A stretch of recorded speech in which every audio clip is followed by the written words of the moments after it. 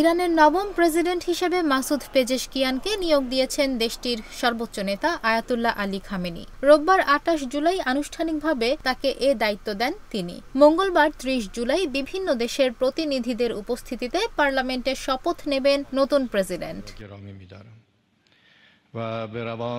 ডিক্রিতে ইরানের সর্বোচ্চ নেতা আয়াতুল্লাহ আলী খামেনি বলেন, সমস্ত প্রশংসা আল্লাহর।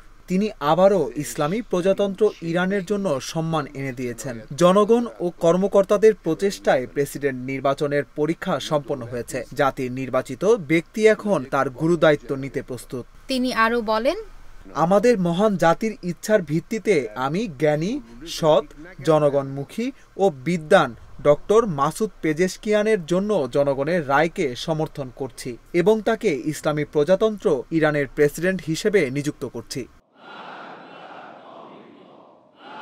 গত ৫ জুলাই ইরানের দ্বিতীয় দফা প্রেসিডেন্ট নির্বাচনে মাসুদ পেজেশকিয়ান বিপুল ভোটে বিজয়ী হন। তবে দেশটির সংবিধান অনুযায়ী ভোটে নির্বাচিত হওয়ার পর প্রেসিডেন্টের দায়িত্ব গ্রহণের আগে সর্বোচ্চ নেতার অনুমোদন পেতে হয়। গতকাল প্রেসিডেন্ট হিসেবে মাসুদ পেজেশকিয়ানের অনুমোদনের ডিক্রি জারির অনুষ্ঠানে দেশটির শীর্ষস্থানীয় সামরিক ও বেসামরিক কর্মকর্তারা উপস্থিত ছিলেন। এদিন জাতীয় টেলিভিশনে সরাসরি সম্প্রচারিত এক অনুষ্ঠানে খামেনির কাছ থেকে নিয়োগপত্র গ্রহণ করেন সদ্য নির্বাচিত প্রেসিডেন্ট মাসুদ।